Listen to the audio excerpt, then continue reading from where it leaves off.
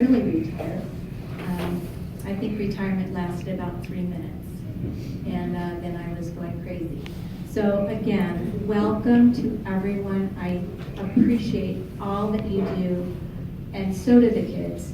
The kids love the interaction with all of you, and we look forward to another great competition this year. So I'm going to turn it back over to Kyle. He's going to discuss the new rules of evidence that we are going to use this year. They're more in line with national rules and federal rules. So again, here's Kyle. Thanks everybody for coming. Again, my name is Kyle Kaiser. I'm an attorney at the AG's office. I'm also on the Utah Law Related Education Board and have been involved in mock trial, many decades now. I guess I started in 5th grade, competing, and then 6th grade in middle school. So I've been a participant, a coach, a competition writer, a judge for a long time. I'm happy to introduce the new changes to the rules of evidence that we have this year. For those of you who have been judges before, and that looks to be almost everyone, I felt in the past that our rules of evidence, while good and perhaps a little more accessible for students, particularly junior high students, were a little bit more difficult for attorneys to process and figure out exactly what the objections were and what the rules apply. This was also a little bit of a difficult challenge for some of our kids who moved on to nationals and had to have a whole entire new set of rules of evidence when they went on to the national competition. So this year we have changed the structure of our rules of evidence, and they conform to the national high school mock trial rules fairly closely, and also inform and structure to the Utah rules of evidence and the federal rules of evidence, which of course, the Utah and the federal rules parallel themselves in many respects. So we now have a separate rules of evidence section in our case materials, and we've also provided the teams with guidance on how to use those rules. That's a separate document. It's in an appendix to the case materials. That is not binding on you as judges. That is how to introduce evidence in a generic way, how to make an objection in a generic way. The rules are the rules, and that's what you go off of. And you should be able to find them much more easily and understand them because they're very, very similar to what we have in practice in state and federal court. And if a team tries to cite to you to the guidance like this is what an objection is supposed to look like, you can simply tell the teams that those are guidance, those are materials to help you learn the objections and how to perform in court. The rules are what we go by. So we have a few new rules, some of which are recodifications of what at least our practices were before. There's a judicial notice rule. I wouldn't expect teams to use it much, except that this year we have a couple of stipulations which use the term judicial notice. So they might use judicial notice in reference to these stipulations in this negligence case. I handed out this changes to the simplified mock trial rules of evidence. It goes in numerical order. I hope everybody got a copy. I will try to make it available electronically as well. With y'all, I'm going to go down the list here sort of in order. Something that's new is Rule 403. And we've always had objections for confusing questions or waste of time, but we haven't had the pure 403 objection that the evidence, while relevant, its probative value is substantially outweighed by the risk of prejudicial impact to the fact finder. Teams in the past have tried to use that rule, at least in cases that I've tried, and I've said, our jurisdiction doesn't recognize that rule, but now we do. I don't know how many teams will use it, particularly in civil cases, but it's there and they can use it now. Our character evidence rules are revised, but they more or less follow the federal and Utah rules. So they're in 404A and 404B, and the habit rule in 406. The 405, the methods of proving character, we've taken it out. I've instructed the teams that character evidence is really hard. My anecdote is that my college mock trial coach said, this is so hard, I'm not going to teach it to you. We're just going to avoid character evidence altogether. Teams often don't do that because there's all sorts of juicy character evidence in cases written usually. But notice that it's there, and don't, if there's a good objection, don't let teams use conduct in conformity because somebody did something bad in the past. They're more likely to do it in the future. Rule 501 is new. It recognizes attorney-client, husband and wife, cleric and parishioner, and psychiatrist and patient privileges. I don't expect it ever to be involved in a mock trial case. We had it mentioned in our case materials in the past. We have added it just to codify it. Yes? Non-psychiatrist position, is that included in this simplified rule? No, it is not. So only if I've got psych. Only if you've got a psych. What about a psychologist? Well, I imagine someone will make that argument. They can do with it whatever they will. As I said, it's very rare that there's going to be any assertion of privilege, right? And particularly with the patient-doctor privilege, you're talking about that's going to be waived almost every time because your treating physician is a testifying witness in most mock trials. Our impeachment rules have been revised, but they're almost identical to the federal and Utah rules, except impeachment by evidence of criminal conviction, Rule 609, is much more in line with federal and Utah rules than it had been in the past, which was sort of a wishy-washy standard. One of our big new changes is Rule 614. This is a new rule. This is not the federal rule. This is not a Utah rule. This is a mock trial rule only, and it's our invention of fact rule. And every year we struggle with what we should do about inventions of fact. This rule is largely copied from the National High School Mock Trial Rules of Procedure. It's not in their rules of evidence, but it's in their rules of procedure. And we're not using the words material invention, we're just using invention of fact. Of course, there were a few years ago where the judge was supposed to, to do this sort of balancing test about materiality. And in this, so the rule says, on direct examination, a witness may not provide a fact not in the witness's statement, so that's the threshold, which is likely to affect the outcome of the trial. That's a little bit slippier, and it's probably a little bit more leeway that teams have been given than in the past, but it's not much, right? The idea is that the teams are confined to their affidavits, they're confined to the witness statements, and they're allowed just a little bit of leeway for things like helping to develop their character, right?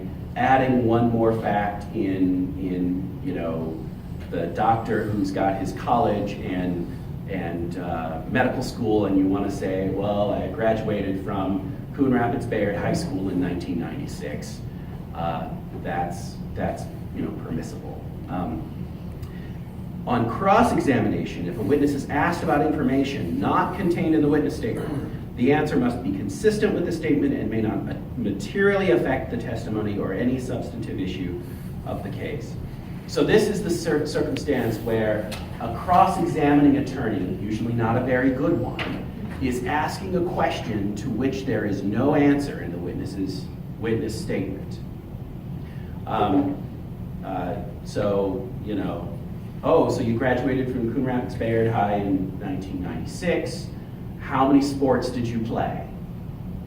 So awful on cross-examination in so many ways, right? It's not going to affect the outcome of the case. The witness doesn't have to say, well, that's not in my statement.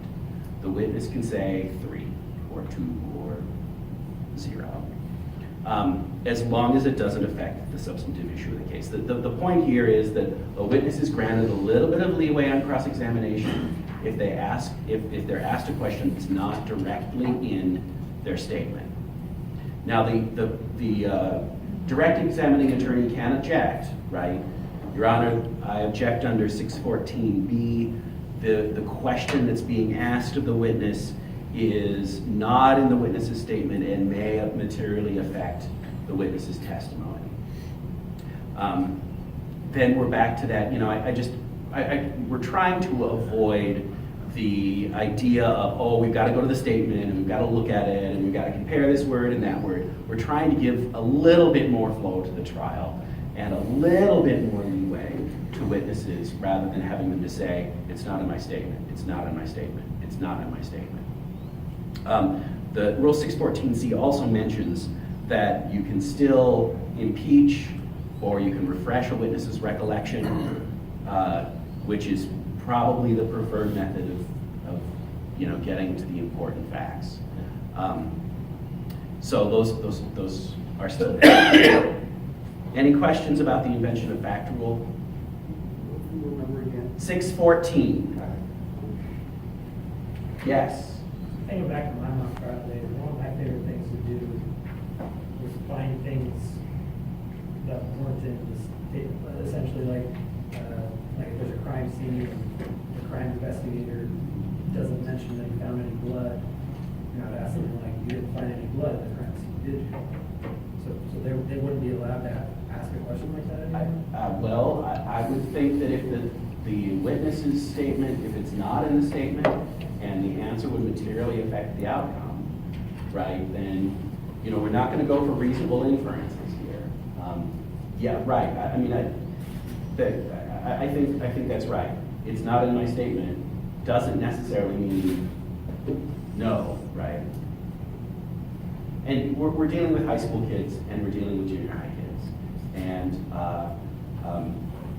we're more concerned about teams going too far outside their witness statements. I think this rule is actually a step away from the witnesses are so confined to their statements that, if they say one thing that's not in the statement, then, oh my goodness, the whole world explodes. But we err on the side of faithfulness to the statement. And questions about the negative, they're just really, really tough. And so, yeah, I think that would probably be objectionable if it was material to the case. One thing that I noticed in some of the ones that I had judged was that sometimes we'd spend too much time on whether or not was it in the statement or was it not in the statement. Because when this objection is raised, then it's, no, maybe it's then they're going back, looking at what their statement is. And so my preference is just to take note of it and move on. Right. And you can do that. I think that's a fine thing to do. The question, if no one heard, was it takes so much time to look at the statements. So do we just note it and move on, or do we really analyze it? I think noting it and moving on is fine, unless we're talking about something that's really, really material. And if one thing that I do when I get this objection, I get the objection and I just ask the other side, where in the statement is this, or where in, what's the, or if it's invention of material fact, what's the contrary statement? And if they can't answer right away with a good paragraph number, then you can note it and move on. But if it's something that's really, really important, you can ask them why it's material too, and that will help. Because if it's not particularly material, you can say, well, I'm not sure that sounds like it's material. Not material, don't ask the material. Whether it affects the case. Why does this affect the case? And if they can't tell you, then note it and move on. I think that's a fine strategy. Go ahead. So, if as a judge, they're making up a fact, but the other team doesn't object, should we raise it so it's here, or should we just let it go since it doesn't seem good, it doesn't seem fair? I would let the teams, the question was whether if we as a judge know that they're making up a fact, I think that there are two answers to the question. The teams are responsible for the conduct of the trial. The other team might like that, right? They might like that that fact is being introduced. So, we can't guess for them whether it's objectionable. Now, if it's a fact that's so blatantly contrary to the record that you would believe that it would violate the ethics oath that they have to take, they have to sign. That's a different story. But I did hear in another seminar that I did, a team.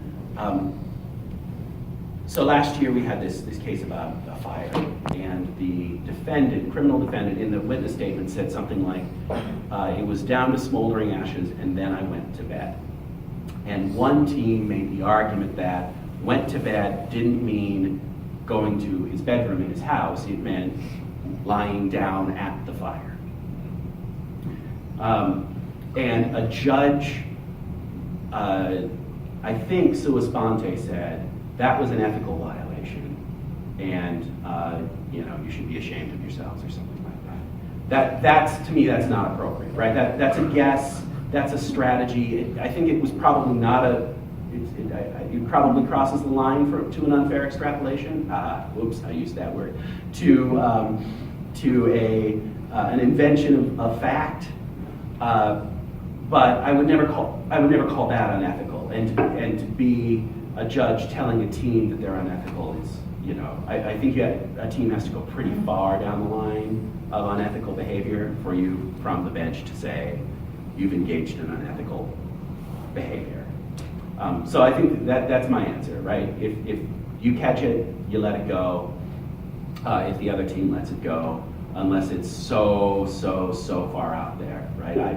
When I was in college, I had in law school, I had a team that said, well, what I wrote in the affidavit, it was a lie. I'm sorry. And this is what really happened, right? And to me, that's right. There's the unethical behavior. But sort of outside of that, I think you let it go. I mean, you can make it in the comments like, hey, I saw you did this fact. They let it go. You might get caught next time. I would have sustained an objection here. I think it's pretty important. Really think about it. That's a risk you're taking. Maybe that's how I would deal with it. Go ahead. Never mind. I was going to express an opinion. I shouldn't do that. It's fine. It's fine. I'm always anxious to hear judges' opinions, particularly when we make changes to rules. Expert witness rules are largely what they've always been, but we codified them in 701 and to 702 to 705, so they largely follow the standards. We're not going to get in whether we're doing the Daubert standard or the Fry standard here for admissibility of experts, but we use the federal rules language. If the expert opinion is proper, if it's given by a qualified person, the opinion is helpful based on sufficient facts or data, product of reliable principles, and the principles are equally applied. But the big difference here is that this year there's no tendering of experts. In the past, our case materials required that after you laid foundation, the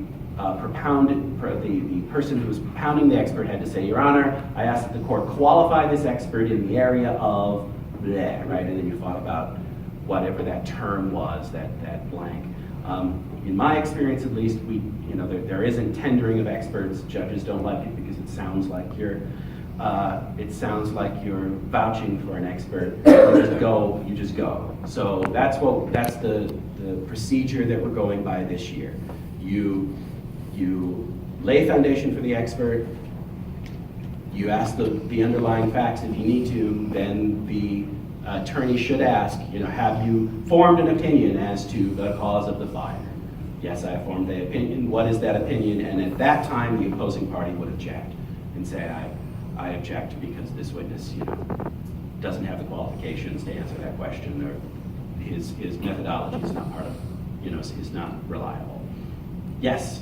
And I wrote a little note after that, is okay, what's the next step after that? Does does the witness, does the presenting attorney then get to Sure.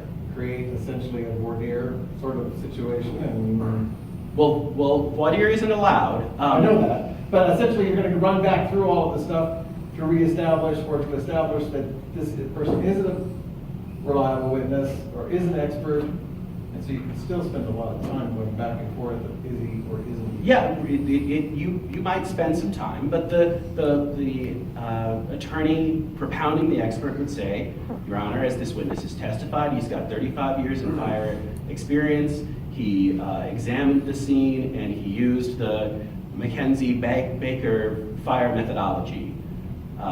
That shows that he's qualified and he used a reliable method, right? I mean, I did that in 20 seconds, 15 seconds. Yeah, you're not 15 to... No, right, no, of course not. But the point is, we're not going to do the tender. Well, I appreciate that. It seems such a waste. It was a waste, and it was, at least in my experience, not real, and would catch some, at least, presiding judges off guard.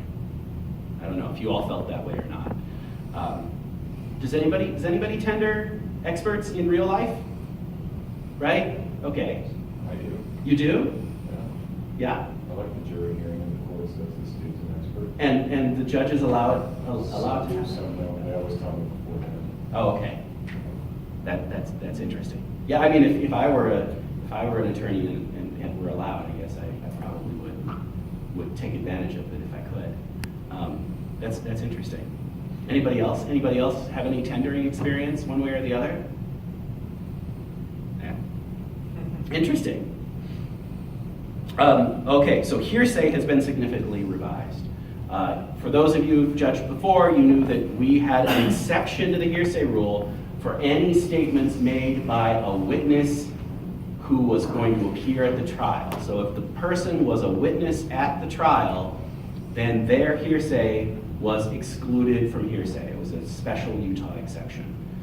Of course, that doesn't exist in federal rules or the Utah rules, even though a lot of judges might naturally allow that sort of hearsay. But it's important here, right? Because the other side can't call an adverse witness. So having their own witness testify about somebody else's hearsay statement that might not be in their affidavit, right? And that witness is confined to their affidavit. Just allowing that hearsay to come in was A, problematic, and B, a lot of the hearsay that is written into a lot of these problems are hearsay statements of other witnesses. So we're back to 801 and 802 that are fairly consistent with the federal and Utah rules. Of course, there is the exemption for an admission by a party opponent. In this case this year, the plaintiff is a parent of a minor, and stipulation 1C, I think, of the stipulations, particularly says that the minor is not available to testify at trial, and that any hearsay statements of the minor have to be admitted under 803 or 804, under the hearsay exceptions for a declarant not available or hearsay exceptions generally. The point, therefore, is that the minor is not a party opponent. So we should not overrule objections when a hearsay statement of this minor is brought in and the response is the minor is a party opponent. The stipulation clarifies that the minor is not a party opponent in this case. I haven't done the research to know whether a minor whose parents have brought a case on his behalf is a party opponent for 801D, but in this case, the minor is not. So otherwise, the rules are very, very similar to the federal rules and the Utah rules. The business record exception is in. We hadn't had that specifically before. The statement for a purpose of... Sure that you're not saying it right, but that the objections were correct in essence. More so is, did the kids understand why they were making the objection? and the opposing party understand how to argue against that objection. So Absolutely. that confrontation, that there helped me score. Yes. As opposed to, oh, you got the objection right. Oh. I never found that part important and stressing, but I've always felt like the teams and the coaches focused on, oh, you didn't rule on my objection the correct way. That was the right. It didn't matter Right. what you do. Was Right. the timing right? Are you creating an environment that's, kind of makes me want to listen to what you're saying and agree with you? Or are you just being obnoxious with objection this, objection that? And you don't even understand why you're making the objection. I think that's really important, and I think that's something, too, that we as judges can communicate in our 5 minutes of debrief, right?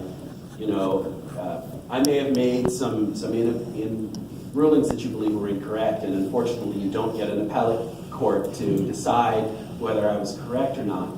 But oftentimes what's not important is how we rule, but how you acted. And in this case, even though I overruled that objection, and now that I went back and looked at the statement, maybe I should have sustained it. It doesn't matter if it was overruled or sustained. It matters how it was argued. And here, you did a great job. I think that's a great thing to say. And as judging, I think that's important that we're not just collecting points for a number of objections or number of objections sustained. That said, I think I err on overruling objections rather than sustaining them, particularly when you're talking about something substantive, right? Because you don't really want to destroy the other party's case unnecessarily by excluding an expert entirely, right? Or by excluding the bulk of the expert's testimony, or by excluding, the critical piece of eyewitness testimony. And sometimes you don't know that, right? What is really critical to this team and whatnot. But the arguing and the making of the objection is more important than our ruling on it. And is, I guess the Supreme Court says we're not always right, but we're the last word, and that's what's important. I guess here that's the same thing, right? Don't worry about being right. Just worry about being final. Make your objections. I'm trying to remember. Can you lose the case but still win the mock trial? Oh, absolutely. Yeah. So that's Right. The merits have nothing to do with it. Now, you don't want to knock somebody's case out completely by an objection ruling, right? That such that they have no more evidence and there's no way that they'll, there's almost no way that they'll win. That's really tough. But it's about the argument, not the ruling, for sure. So now we're going to go quickly to the case this year.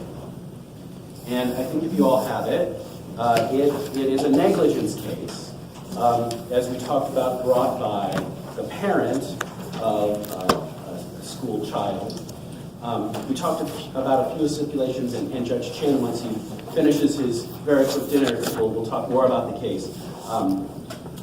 I just wanted to point out a few things this year. It is a gross negligence case, so the standard is different, and it's particularly different because gross negligence can, under our case law, can overcome perhaps a waiver of liability for standard negligence. You'll see in this case there's a waiver that the parent signed, and but the plaintiffs are bringing a gross negligence case, so the waiver does not automatically end the case as a matter of law.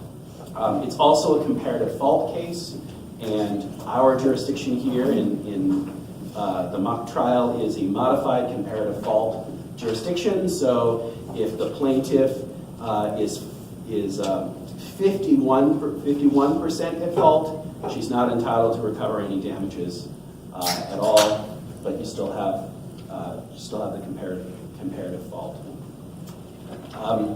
And I think Judge Chin is going to talk now about the other parts of the case. With the assistance of Kyle and Christina, who authored the case, so thank you for the work you put in authoring the case. Absolutely. I think it's a wonderful case, actually, one that, if you don't mind, I am going to remove my coat because I'm still warm from rushing. downstairs. One important, did you discuss the critique of the students? No. Lovely. One important thing I think at the outset that's important to remember, I know I may be preaching to the choir. One critical thing that comes up from time to time is in our critique and commentary, sometimes we have to be mindful of the audience. These are impressionable teenagers.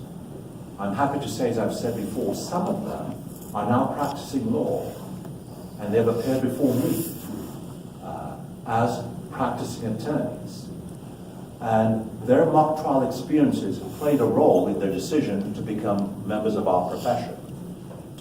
So it is absolutely critical that as you make commentary, you try to make it in a way that's not so negative that it destroys what little self-esteem they may have and make them more nervous about the next stage as well.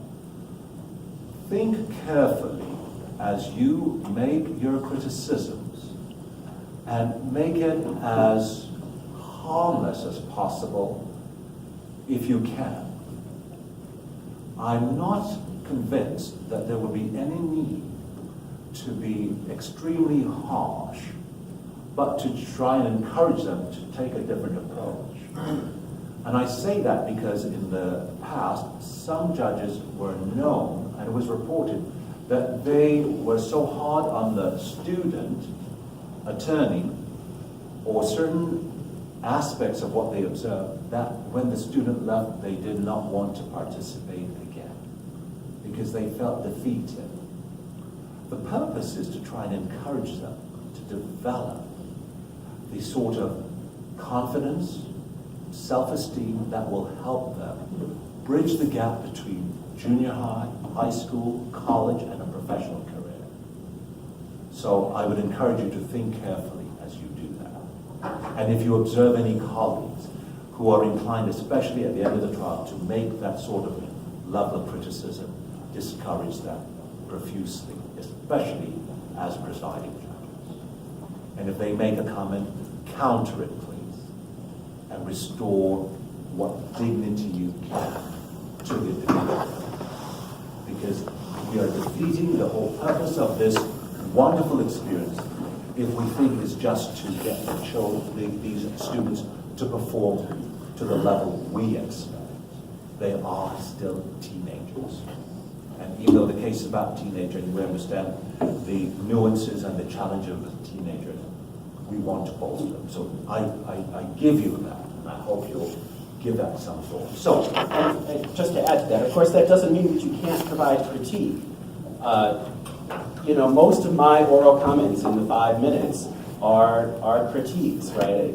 Especially as you get into the middle of the competition where people want to know why your rating is justified, right? If all you say in your 5 minutes of critique is everybody was great and I was really impressed, and you've got ratings on your ballots that's 666, 7.6, people need to know why your rating is justified, whether that's on the ballot or whether in a quick commentary. But there are things you can do, right? Rather than pointing out people, you can point out things. Rather than saying, you in particular were not good at, right? Say, point out what they missed. Right, point out what they missed, or I think it's more effective when, or it's helpful when, or it's more persuasive when. Of course, always helps. And one of the things I pointed out to the teachers downstairs, for me, for example, in an opening statement, they will not get maximum points if they don't mention the burden and if they don't articulate in a way that shows that sort of what their theory and their roadmap. This is what we expect to by preponderance of the evidence in support of our claim. Our witnesses will. The way they tailor it to me makes a difference. And that is the difference between a good team and an excellent team. And that's why if you have a chance and you take if you observe a team at the finals, it is exceptional to observe the level of expertise they demonstrate, that we've often said, some of us who have judged the finals over the years, it's equivalent to some of the premier attorneys in our state, the level of expertise that they demonstrate as attorneys, as expert witnesses, even as a lay witness. It's wonderful to see that level. Jumping in the case then, I know it's a bit late. Have you reviewed the case? Let me start with that. Is there anything that stands out for you relative to this case? Gross negligence. They should articulate what the essential elements are. They should be able to tell you essentially who are the critical witnesses. And I think the important thing to point out is that the affidavits are quite lengthy, as you can note. And I pointed out to the teachers, they have to be able to decide for themselves what's critical or not. If they spend much time, and I called it roughage downstairs, and I still call it roughage, and even though Kyle likes some of the roughage, that they should try and focus on the essential. And the critical witnesses, as you determine, are essentially the parent of Justin, in my opinion, not necessarily the doctor, because the parent lends to a lot more as to why this teenager, who Mr. Thomas blames for everything, is not irresponsible, and who's the principal architect of his own demise in terms of his injury, because he didn't reveal the diabetes. But there's certain bits of information that comes out during the affidavit that points out that the father tried. Their mailbox was full. He didn't drive to the camp to tell them. Justin, and we'll talk about that, the father mentions, not the father, the parent, I have to remember it's gender neutral. The parent mentions that Justin is an intelligent, responsible person, but again, he's a teenager, she's a teenager. So, how do teenagers act? Was it extraordinary, out of order? So we have the case of the fall that resulted in quadriplegia. Bear in mind the stipulations, and it's noted, and I'll note for you paragraph B, that exhibits 1, 3, 4, and 9 are admissible without further foundation. No hearsay objections to these documents will be allowed. In some trials, the students will articulate what the stipulations are, if they wish. I would suggest try and limit the housekeeping, if you could. We know of the stipulations, the presiding judge. Is there anything else that we should know other than what the stipulations indicate? And move the trial along. So what should be a 2-hour trial doesn't end up being a 3.5-hour trial. Keep your breaks to a minimum, if you can, to the best of your ability. And also, as was pointed out, when you give your critique, the expectation, if you look at the rules, is that your critique should be brief. It may be a little more detailed in the first couple of rounds. If you end up judging a quarterfinal or semifinal, by the time you reach the semifinal, it should be 2 sentences, probably. Because then you have determined, here's your skill, here is what you missed. And I don't mean it to be literally 2 sentences, but it should not be lengthy. But if you have the team that prevails and they're moving on, then you can give them some good pointers that would help them in that final round as well. So the stipulations are noted in terms of the exhibit. Please note particularly paragraph 3. I think it's important, and I know Michelle is here as well, so thank you. She can add to some of what we're discussing as well. It's a bifurcated trial. So even though you have the elements of gross negligence, they should be able to indicate that we're not going to talk about the damages. We're not talking about monetary amount. There's discussion that no amount of money could compensate for the injury and the loss and the future and the medical expenses, but they shouldn't dwell on that. They should understand that this is a 2-part trial. We're proving duty breach, the causation, the damage, but we're not focusing on the damage to the point of monetary amount of a predetermined or argued that. That's going to be done at a later date particularly number 6, paragraph 6, teams may not use markers or laser pointers to assist in the presentation of witnesses' testimony concerning an exhibit. So, You're on that paragraph 3 before we move on. yes, go ahead. It is mentioned here that it says that at a later phase, the same judge will hear evidence on the question of damages at the separate phase. Right, but that's why note it's bifurcated, because there won't be a later trial. It's just part of the material, that if there's any discussion of damages, it's going to be at a later trial. Okay, so So- it's not referring to the presiding judge's. No, Okay, no. That's It's just to point out that in terms of the bifurcation, damages will be done later. If they prevail, then they can come back, they'll come back and they'll argue the amount. So that's why it's important for them to, and the teachers understand that, the students understand it, but sometimes, even if those of you who have coached, you cannot predict what your students will do when they're there, because in the heat of the moment, they may say something, and it creates a scenario that's unexpected. So be prepared to point it out. We're not talking about the amount of damages, etc. That's for a later day as well. That's why it's important. Does that answer that question? Lovely. So bear in mind, teams may not use markers or highlights to assist in the presentation of witnesses' testimony. Why is that important? Because not all the students have access to every things, all the markers, etc. So essentially, we know that they can enlarge an exhibit for demonstrative purposes, but then again, they should not be using laser pointers with the demonstrative exhibit as part of the testimony. Hands are just as good. Hands the better pointer by having the witness come and say, here is what it says, this is the critical point of this exhibit. So please be sure to monitor that. And let's jump right into, there's a glossary of terms, stipulated glossary of terms as well.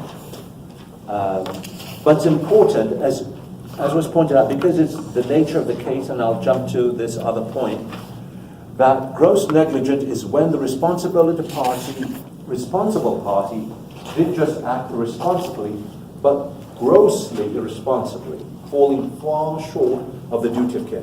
It's important that they identify, and that during their trial and the end, they articulate, how is it that this person's actions fell so far short of the duty of care that he or she should be found grossly negligent. River Forest is your critical witness on the defense side.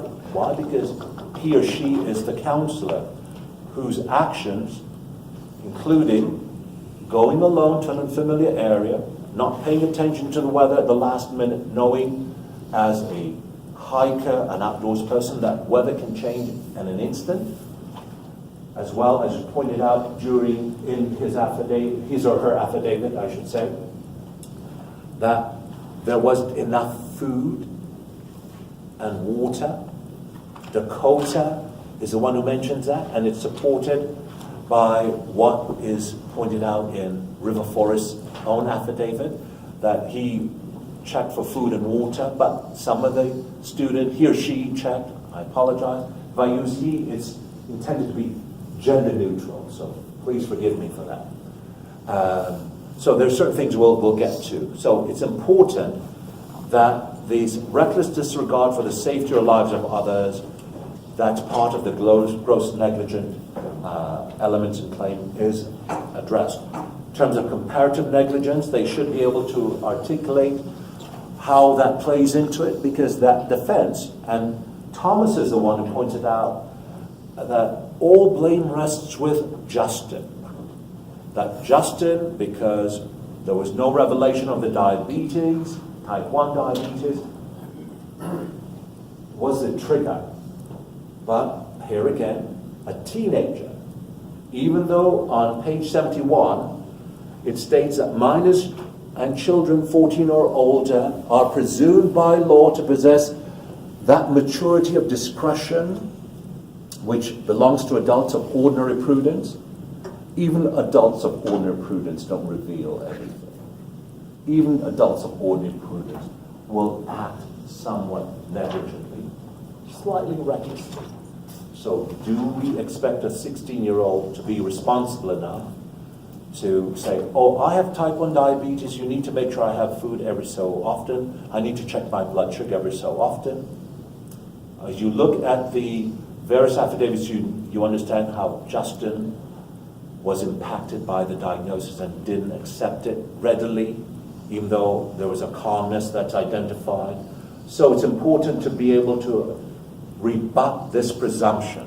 And I believe, it's my opinion, that those who are able to rebut this presumption should score well, because they don't just give in to the fact that we have a teenager who, at 16, who's older than 14, is presumed to have that level of maturity as an adult.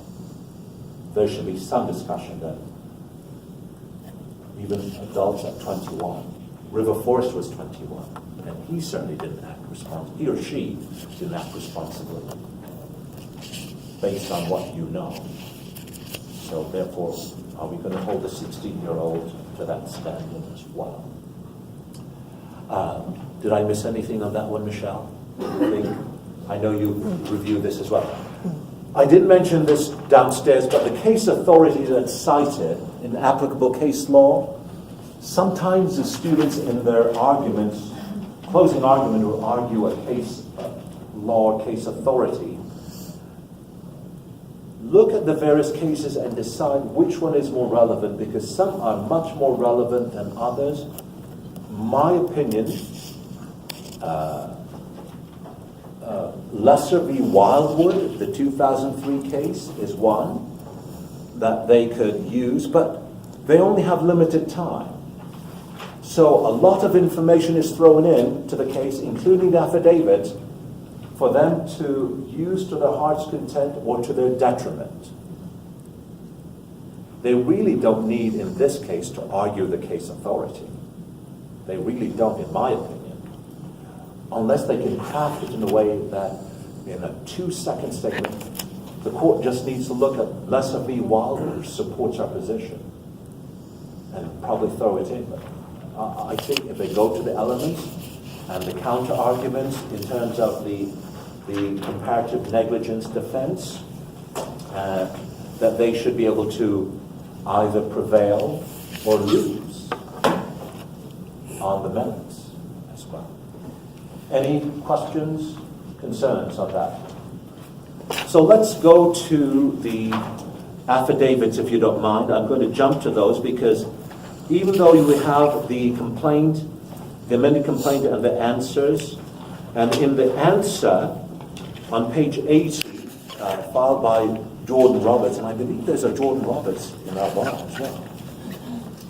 But the affirmative defense in terms of comparative negligence, that failing to at any point in time inform Thomas Forrest and any other camp staff of the type 1 diabetes, choosing to put himself at risk, although it says himself again, it's gender neutral, by going on the hike rather than joining a different evening activity group, failing to bring medically recommended snacks or other items for dealing with possible hypoglycemia on the hike, failing to eat the snack offered by Forrest during the hike, and any in such further ways as may be shown by evidence in this case.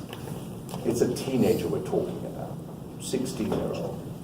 If you've been around, you've all been teenagers once at least in your lifetime, at least for several years, between 15 and 19 and a half. So you understand teenagers. And so this defense is interesting. Let's jump to the affidavits. We'll start with Jesse Hall, page 81. I mentioned, in my opinion, we have 3 witnesses for the plaintiff. Dakota Gardner, who's the friend of Justin, Nikki Lopez, who's the expert or the physician. And while Nikki Lopez is an expert and provides enough medical information to the condition, my opinion, the critical witness is the father or the mother, Jessie Hall, by virtue of the nature of the claim. Because in the case, in the comparative defense, they're saying that no effort was made to notify. But what we know is that Jessie tried to call the camp, and what was in it? The message machine was full.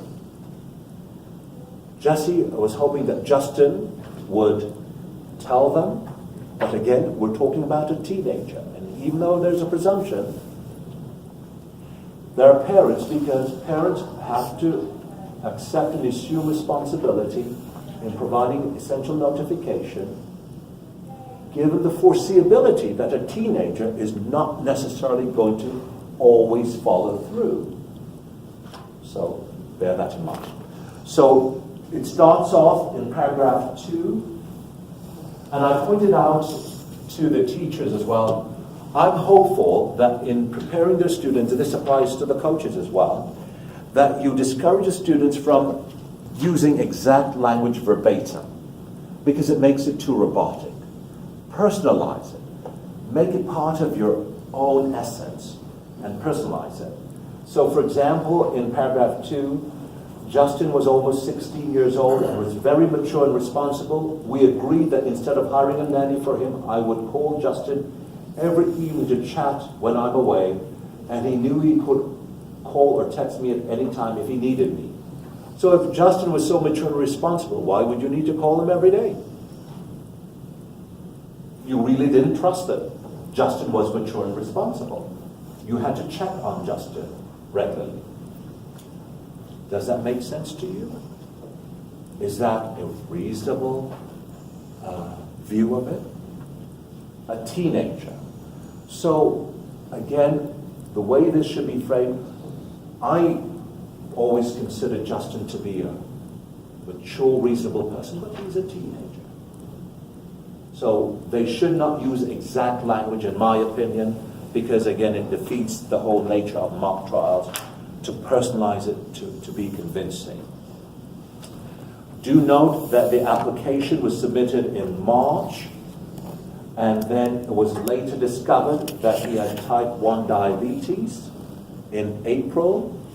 Very important that they point that out, and that there was a reliance for Justin to deal with it. There's a notion in paragraph 10.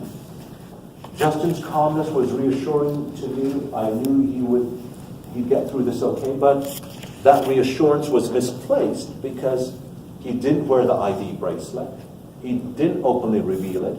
His best friend Dakota, who he convinced to go to this forensic tech camp, didn't know till after the fact that Justin had type 1 diabetes, even though Dakota had asthma. So there was something in common. They both had to rely on some sort of external medical or some external way to monitor their health condition. So here again, we have a teenager.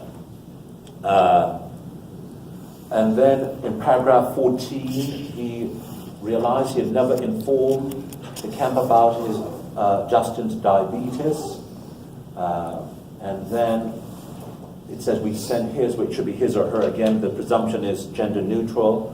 Registration forms before the diagnosis. But the important thing is in paragraph 17, I had asked whether he or she had told the camp about his or her diabetes. He or she said, not yet, but I will do it first thing today. So, again, parent thinking that Justin is mature and responsible, reliable, nothing had happened, even up to April as well in the camp.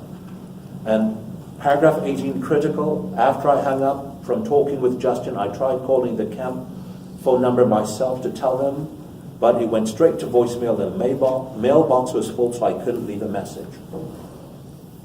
Therein lies the effort that was made. At the instant, the responsible parent realized that Justin had not relayed information as promised, An effort was made. Diligence. It was immediate. The immediacy is critical, in my opinion, as part of the claim, because this parent was acting as a responsible parent of a teenager. It'd be interesting to see how they bring it out as well. And then we got the subsequent calls, and then later the call from Hayden Thomas about the serious accident, paragraph 21, and the length of time Justin was in rehab as well. Important that the parent points out, paragraph 25, the standards, NCA standards require 2 adults be present any height offside, but River was the only counselor on the height. Why is that critical?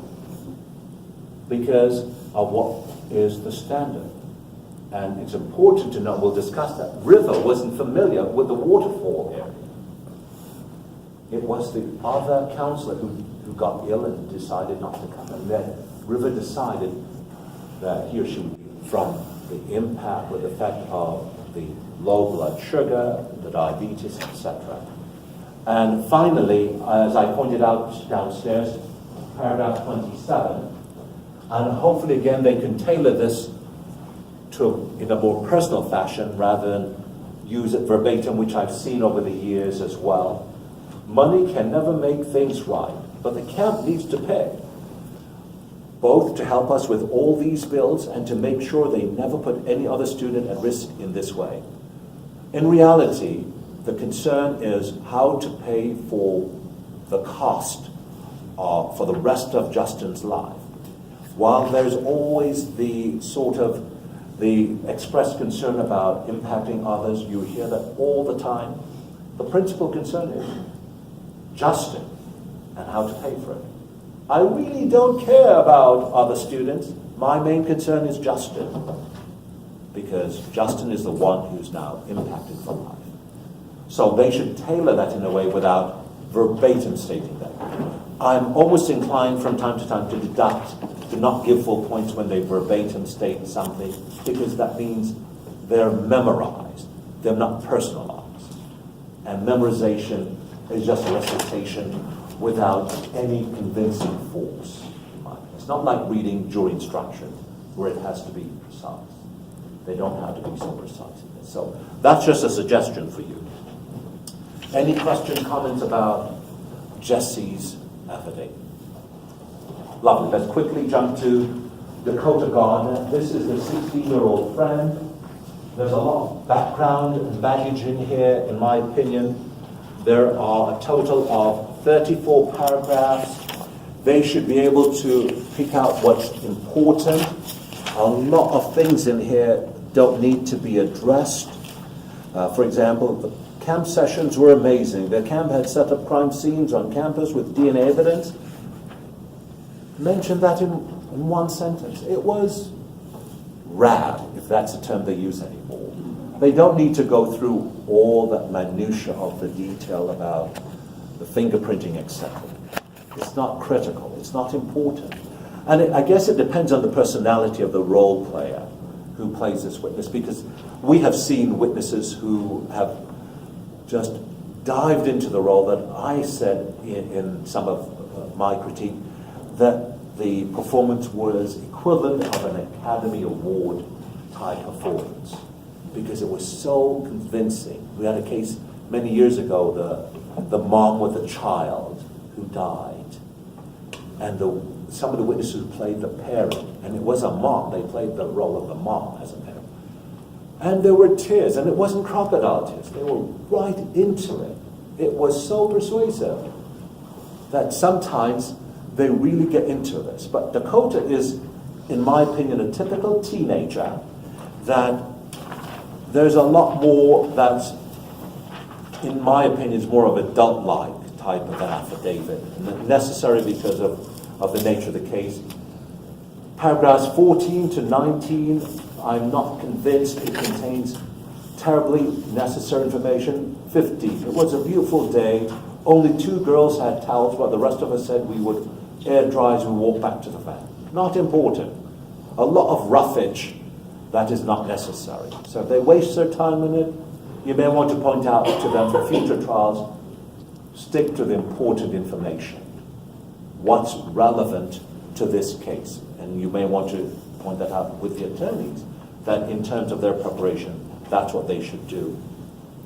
Important informations are in paragraph 20, 21,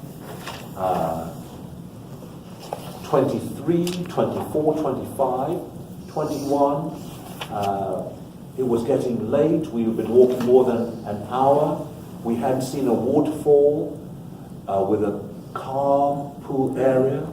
I told River at the time. River seemed surprised it was so late. And River said River's cell phone had died, and he or she didn't have a watch. How prepared was River as an experienced camp guide and counselor? Really? And then, at one point, several students complained they were hungry, so River pulled up granola bars out of a storage bag and told us to share the water some students had brought. That's important, because an experienced guide would want to make sure that every student, every hiker, has his or her own water. Even though this was a baby hike, we know this was not a baby hike by virtue of some of the testimony that's in the affidavits. They were out of breath. River mentions that. So if it's a baby hike, you shouldn't be out of breath in short spurts or duration. If they were not physically capable, were they not properly hydrated? And River Forest mentions he or she prepared food and water, but obviously not enough, because a teenager who's concerned about his or her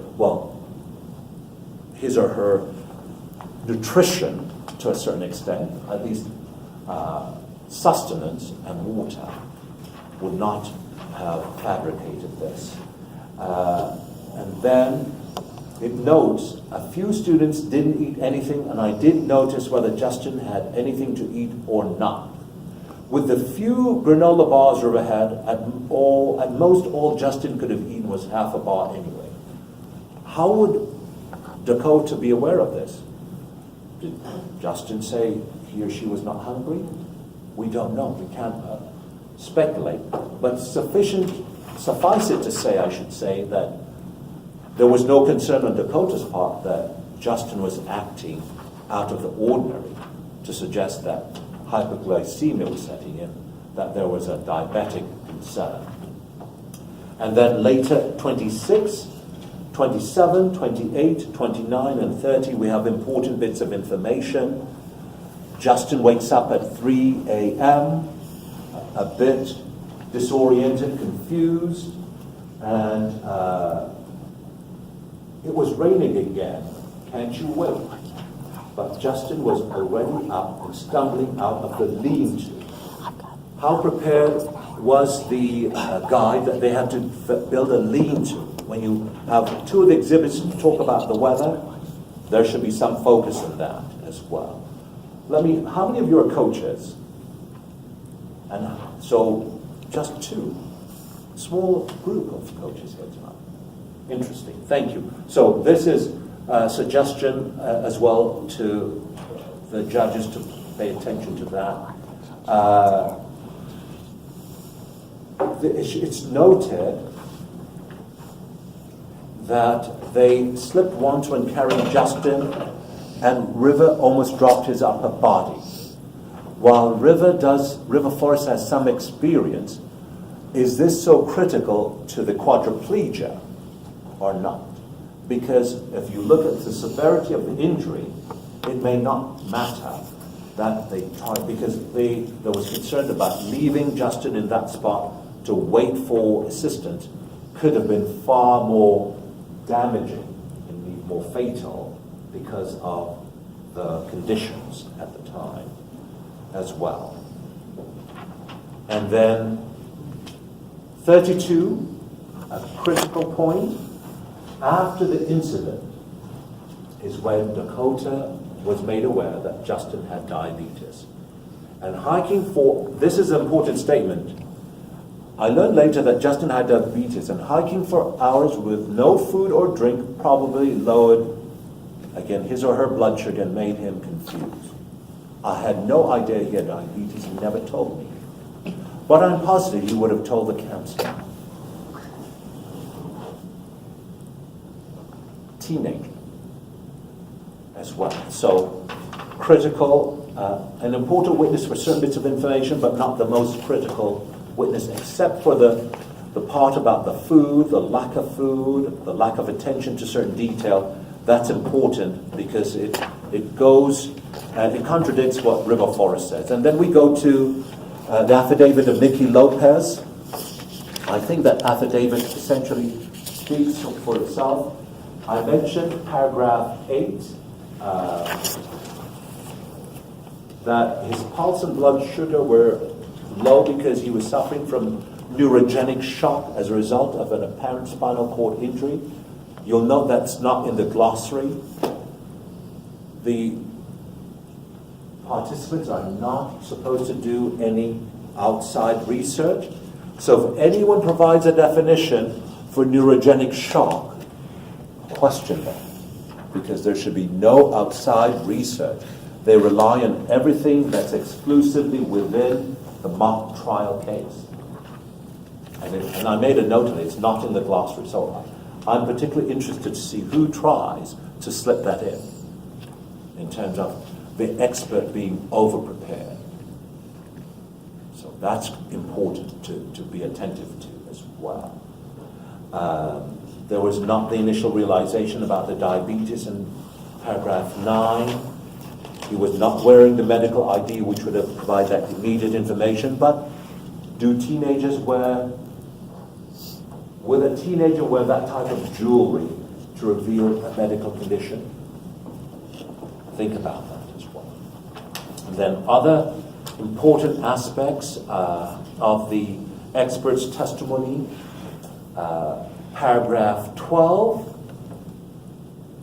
that the lesion of the spine at the C6 vertebra rendered him a partial quadriplegic, and the definition that it brings out, and the concussion as well. John? Yes? It seems like 90% of this testimony would all go toward damages, which is not something that we're not even focusing No, but it goes to the nature of the injury. That's why this is not the most critical witness, but the nature of the injury is what rendered him a quadriplegic. I'm just pointing out important points. They don't need to spend as much time here because we know Justin is a quadriplegic. Usually your expert is a long, drawn-out thing, and it seems like... Well, he could be if they want to focus on this, but that's why it's a bifurcated trial and the whole nature of damages. But this points out the nature of the injury, the severity of the injury, and then Causation. We have causation. Right. And how the injury came about. But then it talks about in 18 some ability to move the arms, and 21, 22 goes to more what you have said. The spinal cord injury puts Justin in a uniquely difficult situation. It's hard to predict. And then he points out, I am certain that Justin will require significant assistance throughout his life, will almost certainly never be able to live independently. So there's a way they can summarize this without going through all that detail as well. Again, that's why my opinion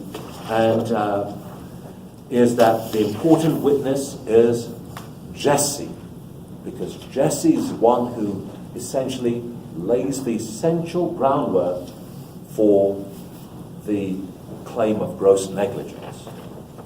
The expert does not add sufficient to it in terms of the claim, but does help it, in my opinion. Would you disagree with me to that point, Michelle? I wouldn't disagree at all. In fact, I think the challenge of the case is to sort through the information and weed out what The is roughing. excessive information or what's just prurient or interesting, because I think teenagers have a tendency to want to focus on what's prurient or interesting, and that may not be the heart of this case. It's the emotion perhaps of the case, which does help your strategy on occasion, but it will not and ought not be the bulk of the presentation. And Jesse and Dakota are the only ones that add to the motion. The doctor's paid $18,000. It's not critical, but he's just there to provide that medical information.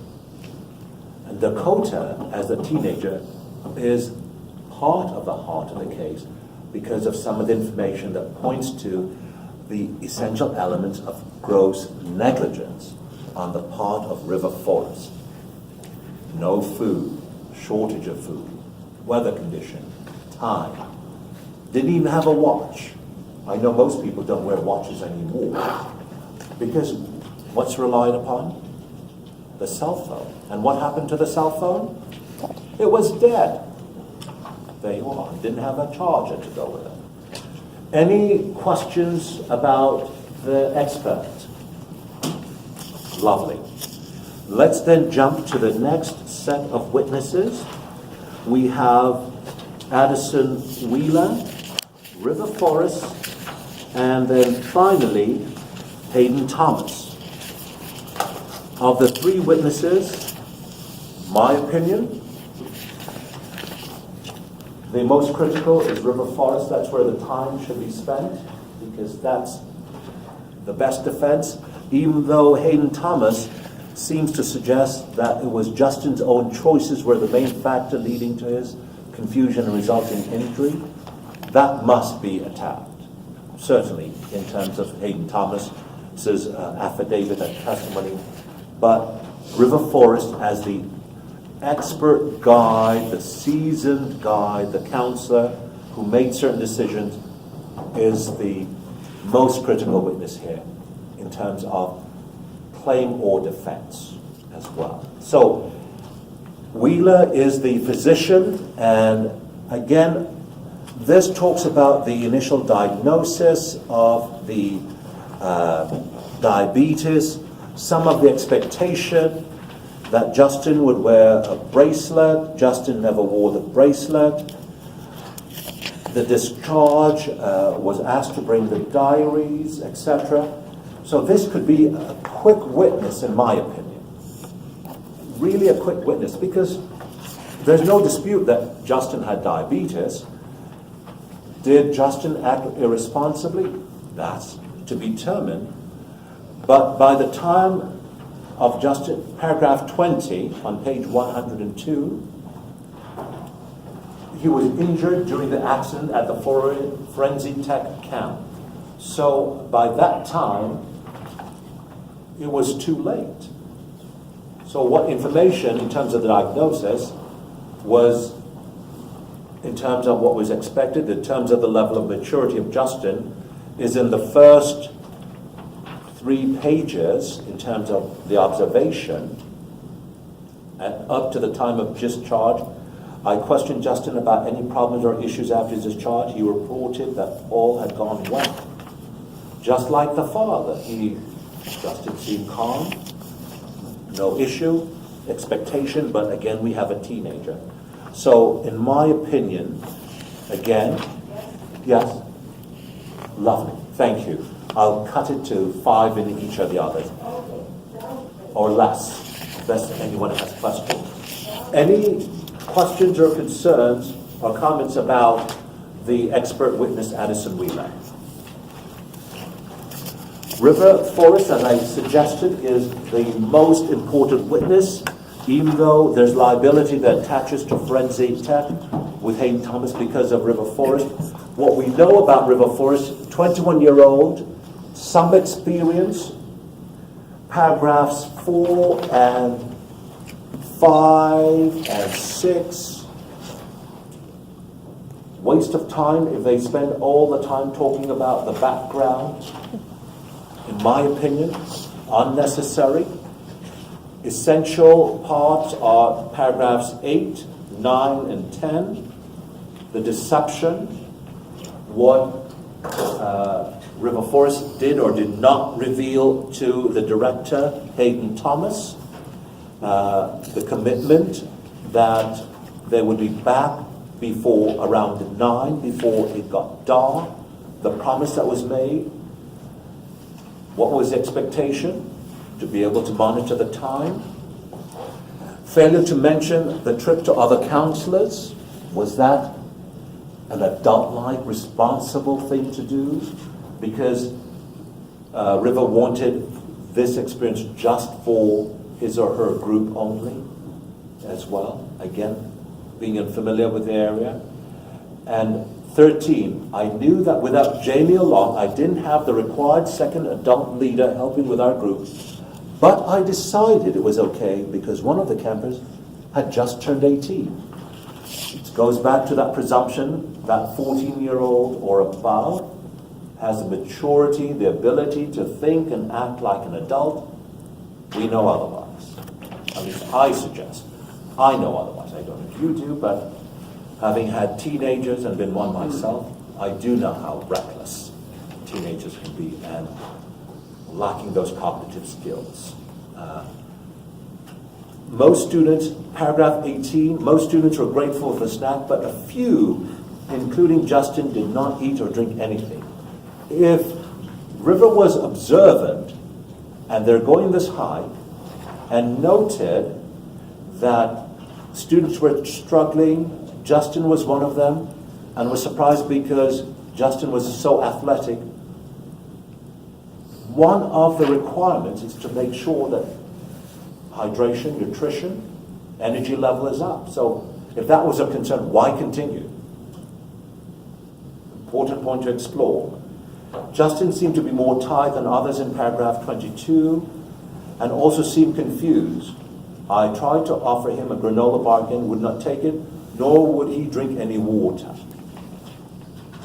Again, knowledge that something was awry at that point, and given the weather and the physical condition that was observed, why not stop, address it, and call back down and say, students, the participants were having problems.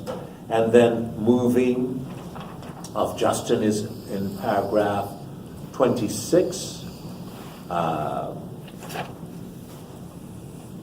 Moving to the bank of the stream, then by the rock area, and then you have the rest of the information. 34, when I later learned he has diabetes, I was shocked. Liability form didn't mention it, but remember, the liability form, there could be a challenge, but this is a case of gross negligence, as was pointed out. So there should be hopping on the liability form. And I think I now have 3 minutes. 2. So let's jump to Hayden Thomas in the 2 minutes. As I pointed out, paragraph 1, the blame is all with Justin. That must be addressed.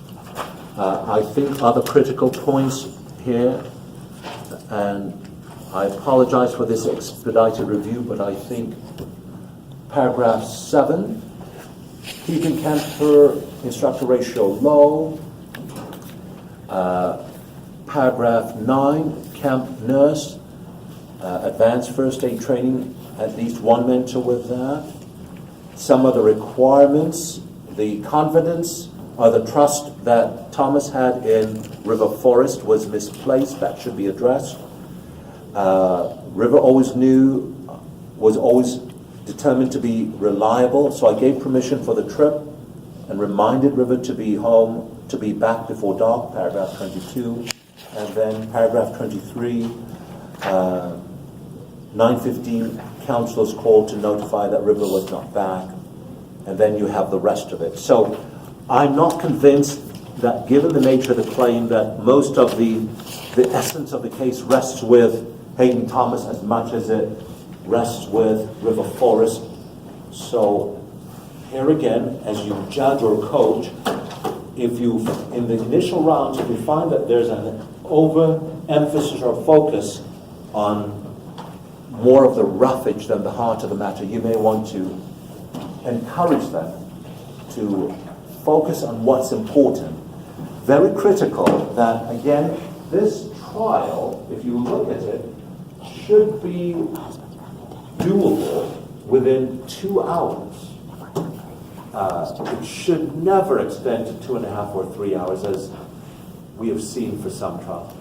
Try to minimize the length of time you give them, and with objections. That's one thing I know. Some teams in the past, they go ad nauseum. May I respond? One response, brief response, should be sufficient, technically, because in a real trial, we as judges don't allow you to go on and on and on. Can I respond? Can I respond? No. You know the objection, what's your response? Move on. My suggestion, keep it moving so you don't spend an inordinate amount of time that's unnecessary when you can focus on what's important. Questions, comments, points. I hope you like this case. We believe this is going to be a wonderful case because these students who will portray the roles can relate to it because most of them have been on heights, most of them have dealt with camp counselors, most of them have their fears or concerns about weather, food, nutrition, and darkness. So it will be an interesting case to see how they approach it. Thank you for your time. I hope this has been somewhat beneficial to you. Questions, concerns, or comments? Lovely. Silence speaks for itself. Thank you. Have a good evening.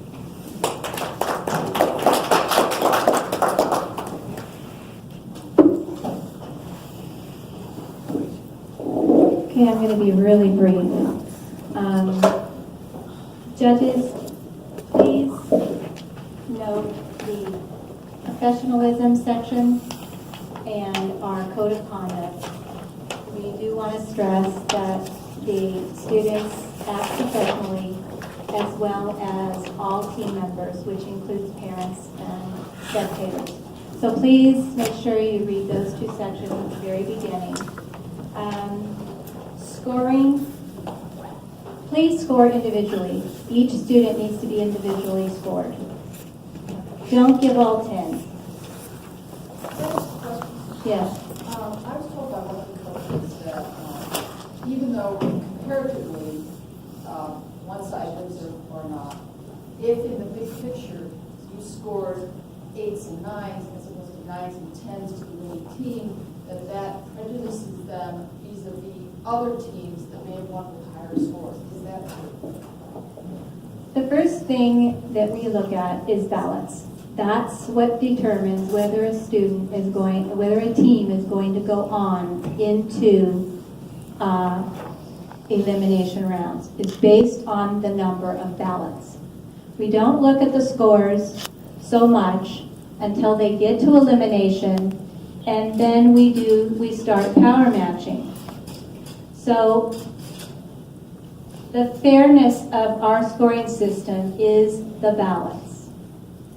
So if you score, and I tell everybody, and not all the judges are here and I don't have a full room, but you will be getting an email from me, an in-depth email, as well as anybody else that signs up. If a student walks into that courtroom, they start out with a 7. Doesn't matter how they get into that courtroom, it's a 7. They are putting their heart and their soul into preparing this case, and they need to be appreciated. So I tell everyone, start out with a 7 and go up or down.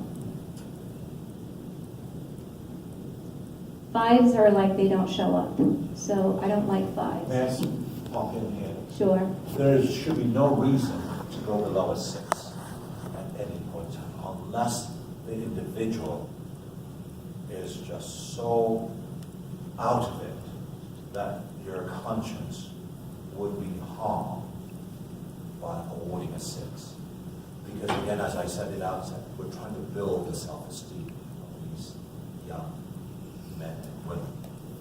And you would defeat the whole purpose of this exercise by making them feel useless, because that's how they play. So, anyway, so they walk into the courtroom, they start out with 7. So, go up or down from there. But don't give a team or all 10s. I mean, that's kind of ridiculous, especially in the first round.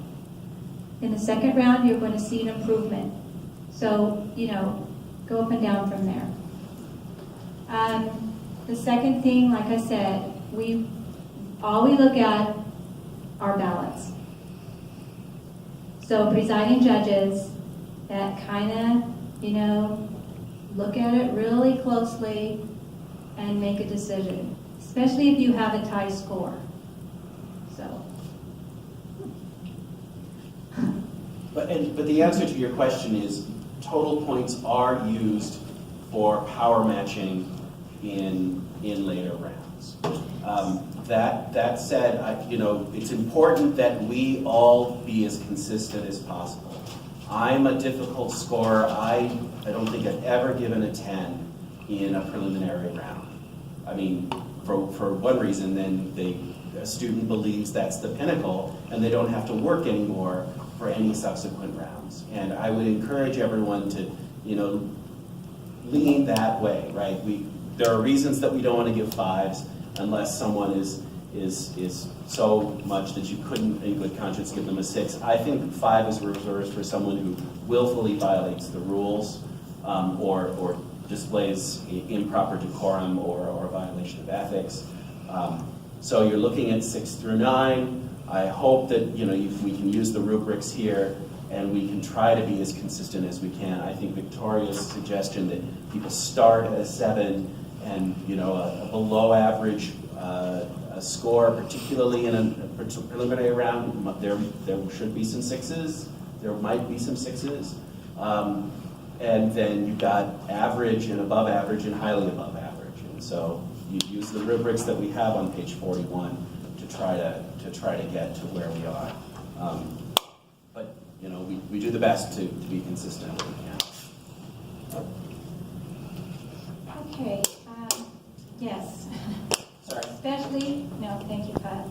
Especially we don't want any, if you only have 2 judges in a courtroom, try not to have tie scores. Look at on section 8 where it says tie scores. As a presiding judge, you need to make a determination using one of those